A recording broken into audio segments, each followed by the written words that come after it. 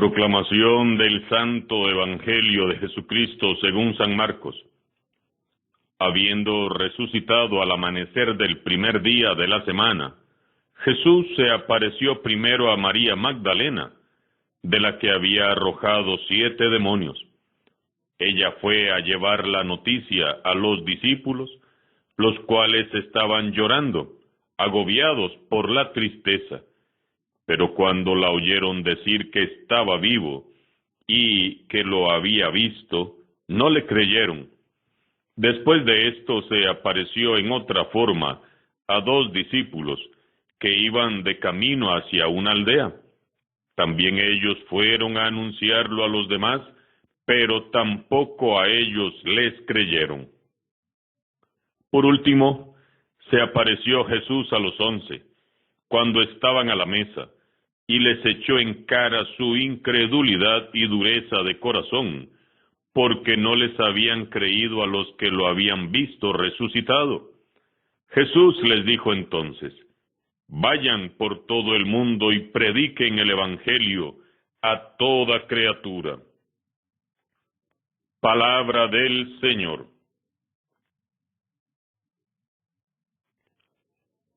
En la primera lectura de este sábado de la octava de Pascua, que hoy cerramos, proseguimos con la lectura del capítulo 4 de Hechos de los Apóstoles.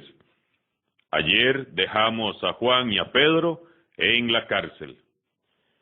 Hoy leemos cómo fue que procedió el juicio que hicieron las autoridades religiosas a estos 2 discípulos por haber sanado en el nombre de Jesús a un paralítico de nacimiento. Y vean ustedes qué hermoso testimonio nos dan. Los sumos sacerdotes, los ancianos y los escribas se quedaron sorprendidos al ver el aplomo con que Pedro y Juan hablaban, pues sabían que eran hombres del pueblo sin ninguna instrucción. Los miembros del Gran Consejo estaban maravillados y confundidos a la vez. Por un lado estaban viendo la valentía y la sabiduría con que respondían Pedro y Juan. Y por otro lado, recordaban que eran hombres simples, sin instrucción alguna ni cultura, y que la noche que arrestaron a Jesús se mostraron tan cobardes como ignorantes.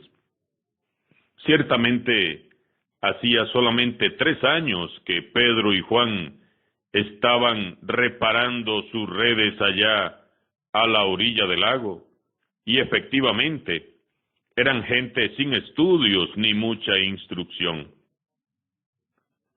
Pero los últimos 3 años los habían vivido en amistad con Jesús, y ahora ellos 2 son testigos de su resurrección. Pedro y Juan han recibido el Espíritu Santo. Pentecostés ha intervenido aquí. Es la fuerza de Dios actuando en el débil. Es la inteligencia de Dios manifestándose en la escasa instrucción de Pedro y Juan. ¡Qué poder el del Espíritu Santo, que con su sabiduría logra confundir y asombrar a los que se tienen a sí mismos como sabios y entendidos! ¿Qué haría en nosotros si lo dejáramos actuar como lo hicieron Pedro y Juan? ¿Qué harías, Espíritu Santo, si yo te abriera las puertas de mi corazón sin miedo, sin peros, sin ninguna objeción, y me dejara llenar de ti? ¿Qué harías? ¿Qué harías, Espíritu Santo, si como iglesia nos abriéramos a tu luz y a tu presencia?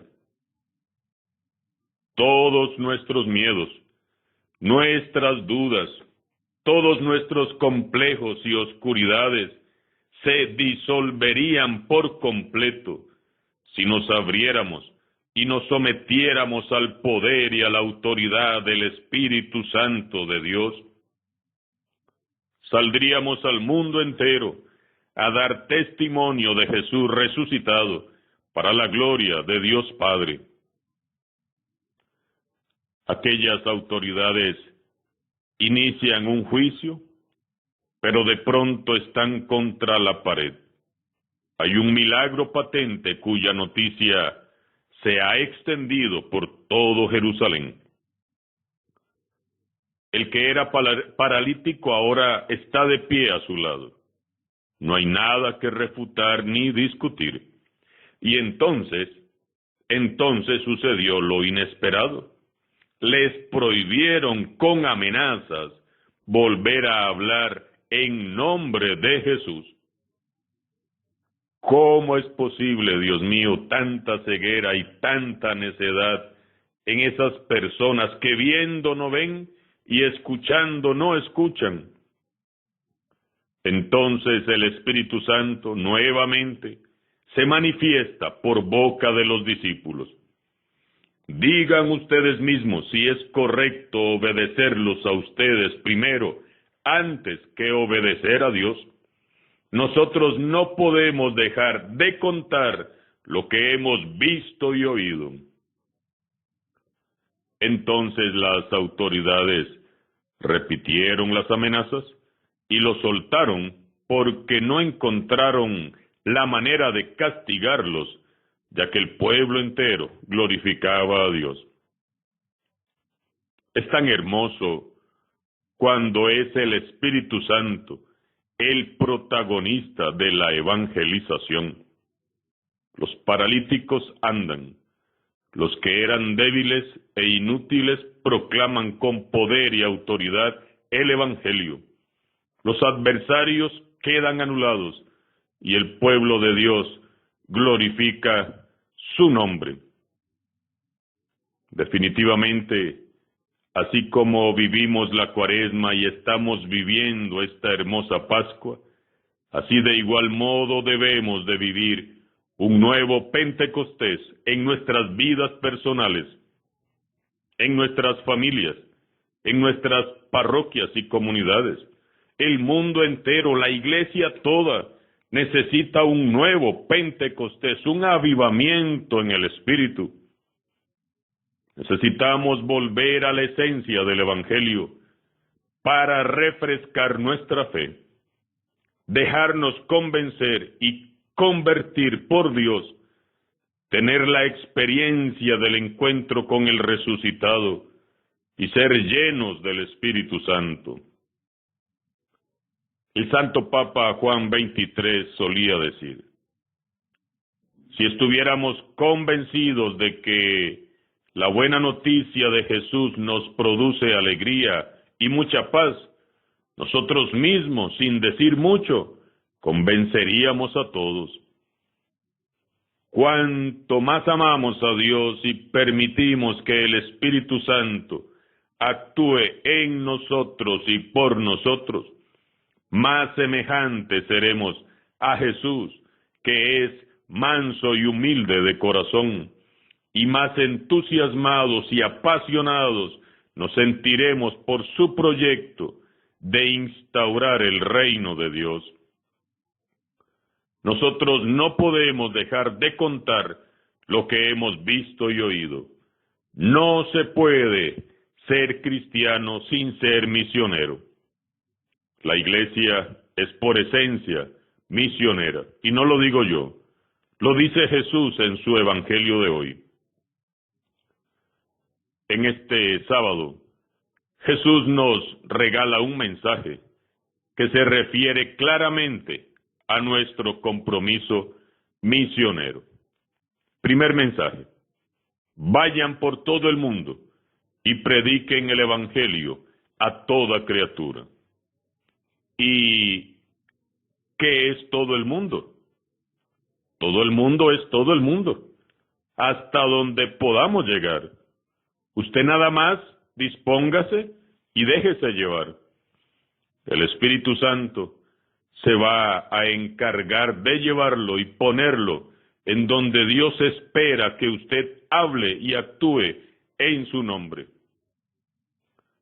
Dice hermosamente el Papa Francisco: vayan en nombre de Cristo a todo el mundo a llevar su evangelio, que Cristo los preceda, Cristo los acompañe, Cristo haga cumplir aquella salvación de la cual somos portadores. Comencemos, como dicen los cursillistas, por nuestro metro cuadrado, es decir, nuestro hogar, nuestra familia, el grupo de amigos, el novio, la novia, los compañeros de estudio, de trabajo, los vecinos. Si en el hogar, la familia no responden, sigamos adelante con los vecinos, con quien sea, con quien quiera dar una respuesta. No nos detengamos porque la familia no nos quiere hacer caso.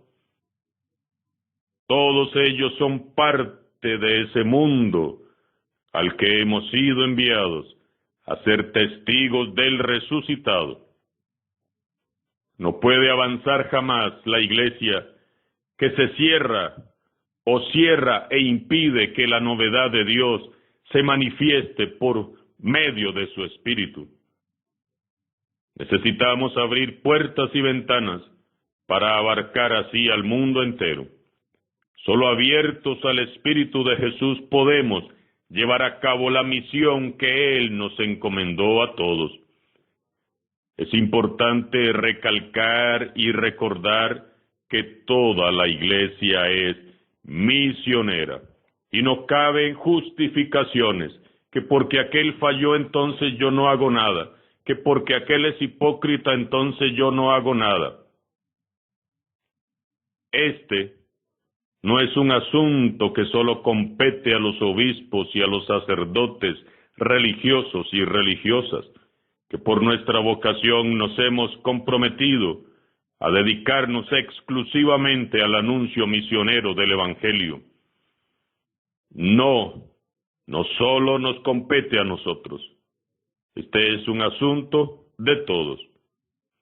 Hoy el mundo más que nunca necesita conocer más a Jesucristo, y por eso es necesario que hayan muchos más cristianos comprometidos con el Evangelio.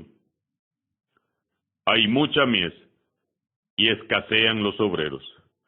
Urgen personas que prediquen la buena nueva.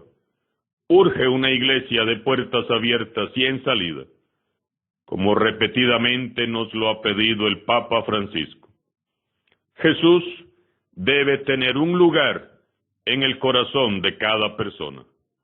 Y nosotros, como iglesia, hemos sido enviados por el mismo Jesús a hacer realidad el ideal del Señor.